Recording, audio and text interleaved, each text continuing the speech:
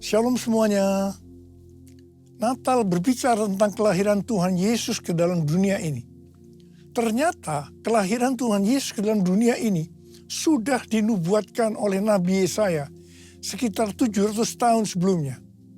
Yesaya 9 ayat 5 berkata, sebab seorang anak telah lahir untuk kita, seorang putra telah diberikan untuk kita, tampuk pemerintahan ada di atas bahunya. Dan namanya disebutkan orang, Penasihat Ajaib, Allah yang perkasa, Bapa yang kekal, Raja Damai. Sebagai penasihat ajaib, Tuhan Yesus akan menyingkapkan rencana keselamatan sempurna untuk umat manusia. Disebutkan sebagai Allah yang perkasa, sebab di dalam Dia, di dalam Yesus, seluruh kepenuhan kealahan akan berdiam secara jasmani. Yesus adalah Allah yang menjelma menjadi manusia.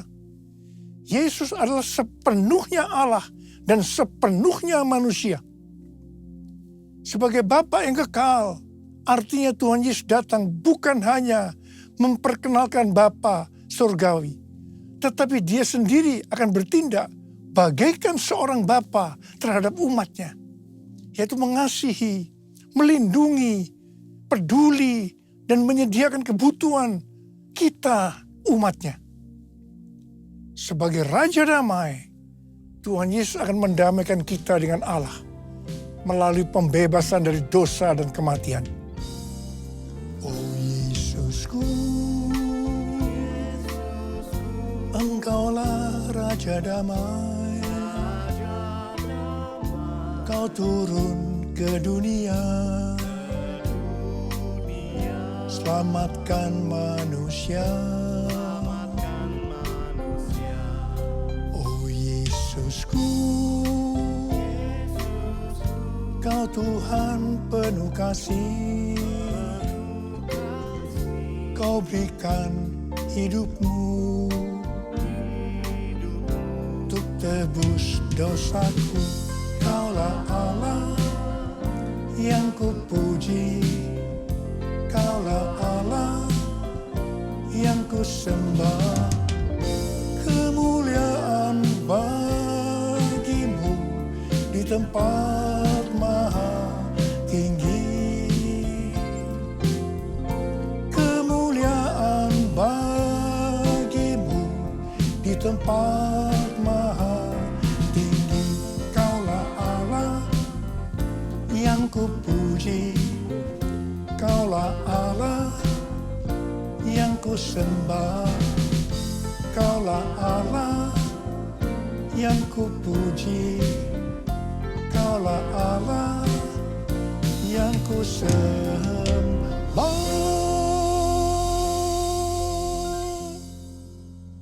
Tuhan Yesus berkata dalam Yohanes 3 ayat 16, karena begitu besar kasih Allah akan dunia ini, sehingga Ia telah mengaruniakan anak yang tunggal, supaya setiap orang yang percaya kepadanya tidak binasa, melainkan beroleh hidup yang kekal. Ada apa dengan manusia, sehingga Tuhan Yesus harus datang ke dalam dunia ini? Alkitab katakan, semua orang telah berbuat dosa, dan telah kehilangan kemuliaan Allah. Upah dosa adalah maut, mati. Tempatnya di neraka. Neraka adalah tempat yang sangat mengerikan. Neraka adalah tempat yang paling gelap dan terdapat ratap dan kertak gigi. Neraka adalah tempat di mana api tidak pernah padam dan ulat bangkai tidak mati. Neraka adalah tempat penyiksaan oleh api dan belerang. Karena itu jangan sampai masuk neraka. Untuk itulah Tuhan Yesus datang ke dalam dunia untuk membebaskan kita dari hukuman kekal selama-lamanya dalam neraka. Bagaimana cara Tuhan Yesus menyelamatkan umat manusia? 2 Korintus 5 ayat 21 berkata, Dia yang tidak mengenal dosa telah dibuatnya menjadi dosa karena kita, supaya dalam Dia kita dibenarkan oleh Allah. Ini dapat diterangkan sebagai berikut. Tuhan Yesus yang tidak mengenal dosa telah dibuatnya menjadi dosa karena kita. Artinya Tuhan Yesus harus mati karena dosa-dosa kita. Sebenarnya kita yang harus mati. Karena kita lah yang berdosa. Upah dosa adalah maut, mati. Tetapi Tuhan Yesus tidak berdosa, telah dijadikan dosa. Artinya Tuhan Yesus yang mati menggantikan kita. Kalau kita melihat cara mati dari Tuhan Yesus, saya katakan bahwa itu sangat-sangat tidak manusiawi.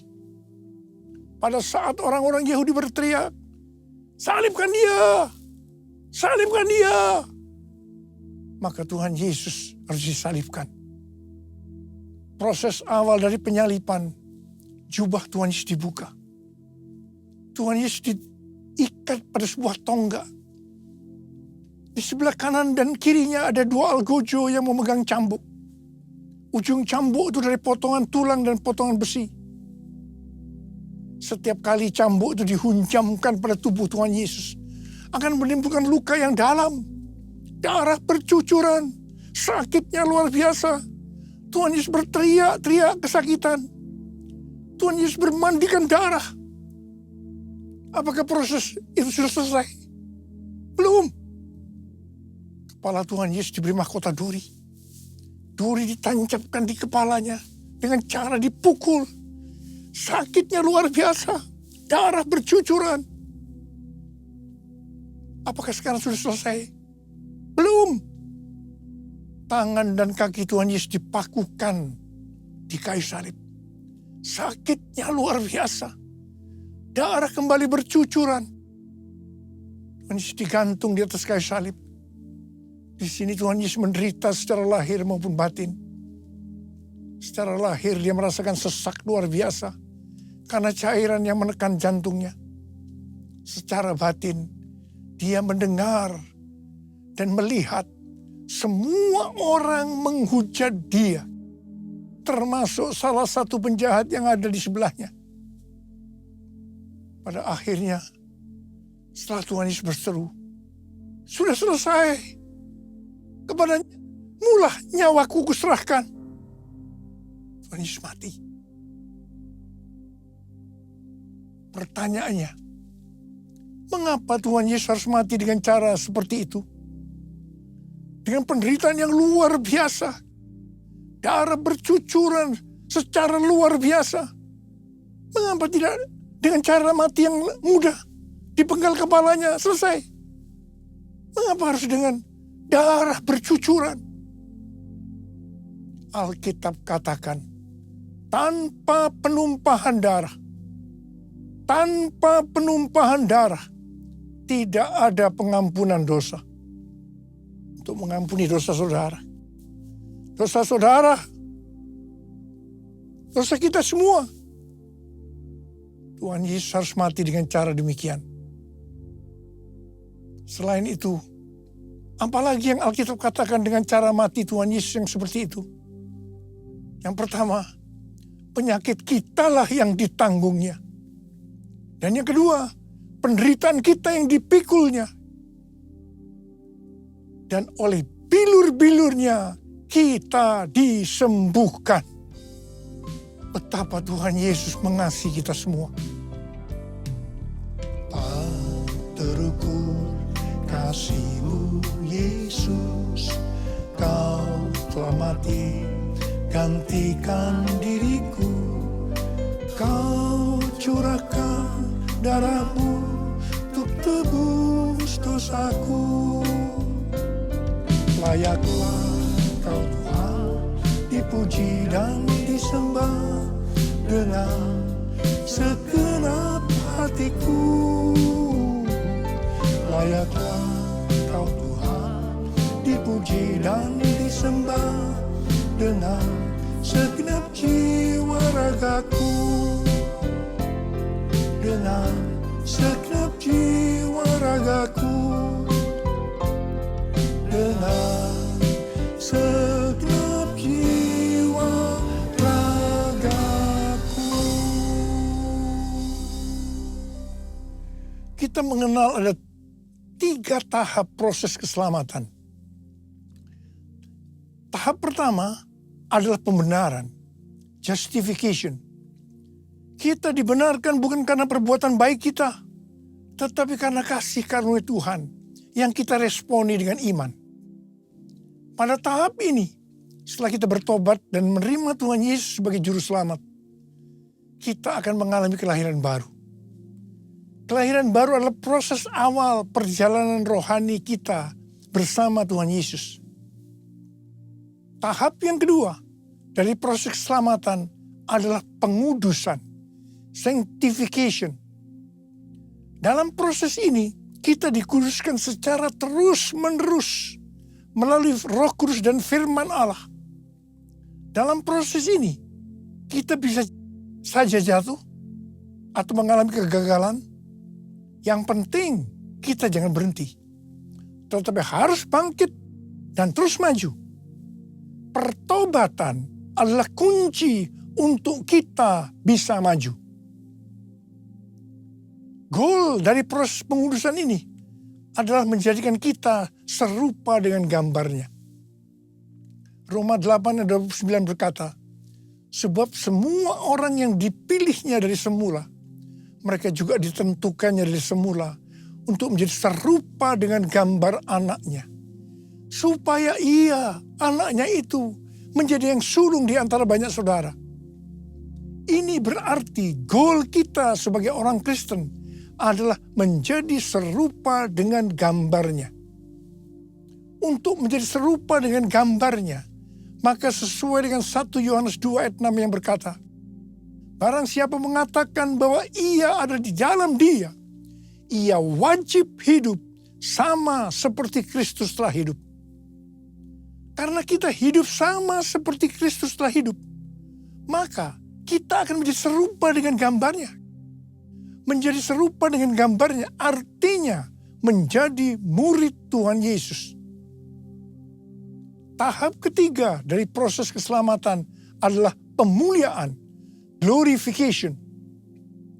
Kita yang menjadi serupa dengan gambarnya, yaitu murid.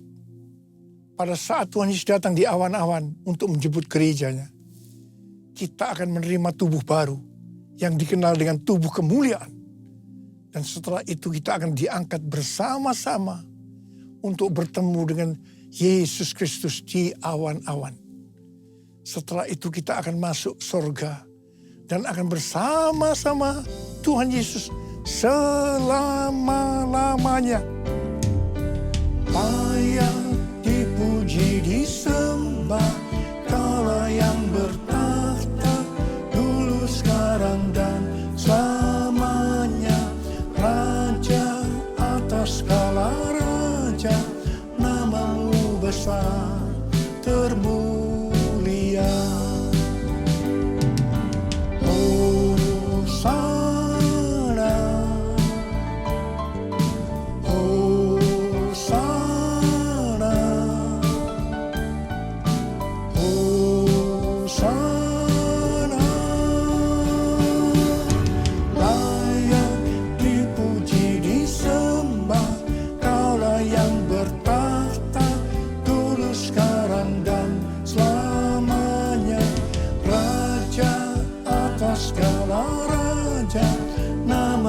Besar termulia, namamu besar termulia, namamu besar termulia.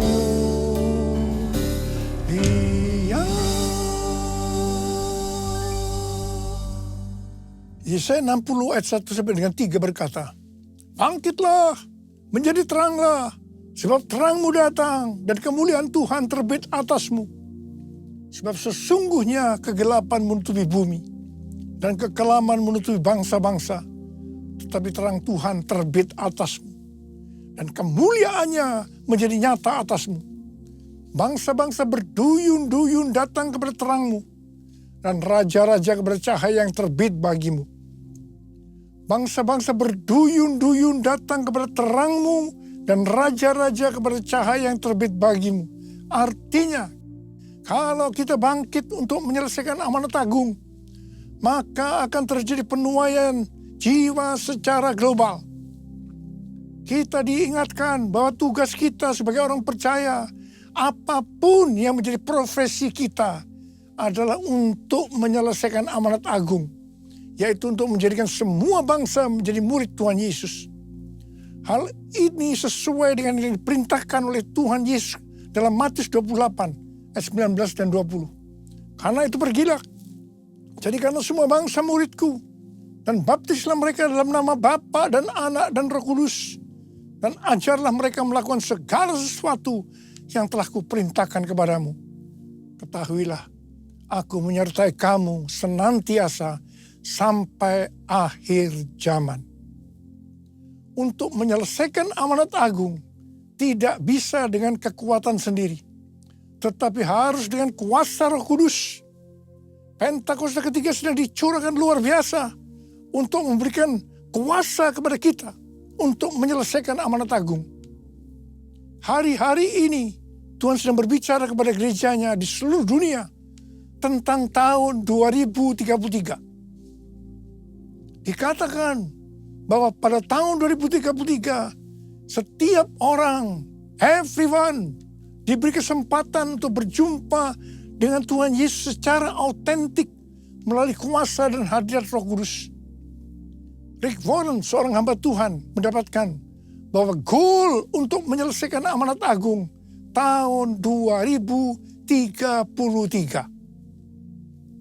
Ketika Tuhan Yesus ditanya oleh murid-muridnya tentang tanda kedatangannya untuk kali yang kedua dan tanda akhir zaman, salah satunya Tuhan Yesus menjawab seperti yang terdapat dalam Matius 24 ayat 14 yang berkata, Injil kerajaan ini akan diberitakan di seluruh dunia, menjadi kesaksian bagi semua bangsa. Sesudah itu barulah tiba kesudahannya. Dengan perkataan lain, dapat disebutkan bahwa setelah amanat agung selesai, Tuhan Yesus akan datang untuk kali kedua. Sesuai yang dikatakan oleh Matius 24 ayat 14, bahwa setelah Injil kerajaan diberitakan di seluruh dunia menjadi kesaksian bagi segala bangsa, atau berarti setelah amanat agung selesai, baru sesudah itu Tuhan Yesus datang. Kalau memang benar tahun 2033 amanat agung selesai, sesudah itu baru Tuhan Yesus datang kembali. Kata sesudah itu tidak ada yang tahu itu kapan. Bisa 1 bulan, 1 tahun, 5 tahun, tetapi yang jelas tidak akan lama. Sebab Tuhan Yesus berkata, Aku datang segera. Saya tidak pernah berkata bahwa Tuhan Yesus pasti datang tahun 2033. Itu tidak alkitabiah. Tetapi saya katakan, tahun 2033 Tuhan Yesus bisa datang. Ini alkitabiah. Siapa yang akan menyelesaikan amanat agung? Mari bersama-sama angkat tangan kita di hadapan Tuhan dan berkata, Saya Tuhan, saya Tuhan. Saya akan mengingatkan bahwa waktu kedatangan Tuhan Yesus untuk kali kedua sudah sangat-sangat dekat. Mari kita mempersiapkan diri sebaik-baiknya, yaitu dengan menyelesaikan amanat agung. 1 Tesalonika 4 ayat 16 sampai dengan 18 berkata, Sebab pada waktu aba-aba diberi, pada waktu pemimpin malaikat berseru dan sangkakala Allah berbunyi, maka Tuhan sendiri akan turun dari sorga, dan mereka yang mati dalam Kristus akan lebih dahulu bangkit. Sesudah itu kita yang hidup, yang masih tinggal, akan diangkat bersama-sama dengan mereka dalam awan menyongsong Tuhan di angkasa. Demikianlah kita akan selama-lamanya bersama-sama dengan Tuhan. Karena itu, hiburkanlah seorang akan yang lain dengan perkataan ini. Ada berapa banyak yang merindukan untuk ikut dalam pengangkatan? yang rindu untuk ikut dalam pengangkatan, kita harus melakukan seperti yang terdapat dalam Kolose 3 ayat 1 sampai dengan 4 yang berkata, karena itu apabila kamu dibangkitkan bersama dengan Kristus, carilah hal-hal yang di atas, di mana Kristus ada, duduk di sebelah kanan Allah. Pikirkanlah hal-hal yang di atas, bukan yang di bumi. Sebab kamu telah mati dan hidupmu tersembunyi bersama dengan Kristus di dalam Allah. Apabila Kristus yang adalah hidup kamu tampak kelak, kamu pun akan tampak bersama dengan Dia dalam kemuliaan. Jadi kita harus mencari hal-hal yang di atas. Kita harus memikirkan perkara-perkara di atas, bukan yang di bumi. Natal tahun 2024 mengingatkan kita bahwa Tuhan Yesus Kristus menghendaki agar kita hidup bersama-sama dengan Dia di sorga. Ingat bahwa di sorga kita punya Tuhan Yesus yang adalah penasihat ajaib, Allah yang perkasa, Bapa yang kekal, Raja damai. Karena itu kita harus memikirkan perkara yang di atas, dan perbuatan kita harus sesuai dengan itu. Kita harus menilai, mempertimbangkan, dan memikirkan segala sesuatu dari sudut pandang kekekalan dan surga. Tujuan dan sasaran kita hendaknya mencari hal-hal yang rohani. Tema Natal tahun 2024 adalah pikirkanlah perkara yang di atas. Karena Tuhan Yesus merindukan agar kita bersama-sama dengan Dia di sorga. Mari kita angkat tangan kita. Katakan bersama saya. Sembah dan puji Dia. Sembah dan puji Dia. Sembah dan puji Dia. Sang Raja. Sekali lagi. Sembah dan puji Dia. Sembah dan puji Dia. Sembah dan puji Dia. Sang Raja.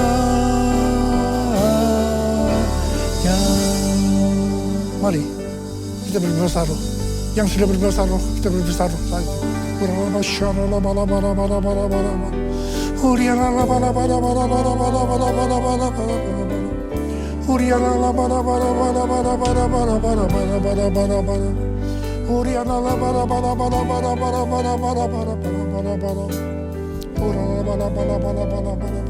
Bapa, kami berdoa buat anak-anak-Mu saat ini Tuhan. Kami akan mengakhiri tahun 2024. Kami akan memasuki tahun yang baru, tahun 2025.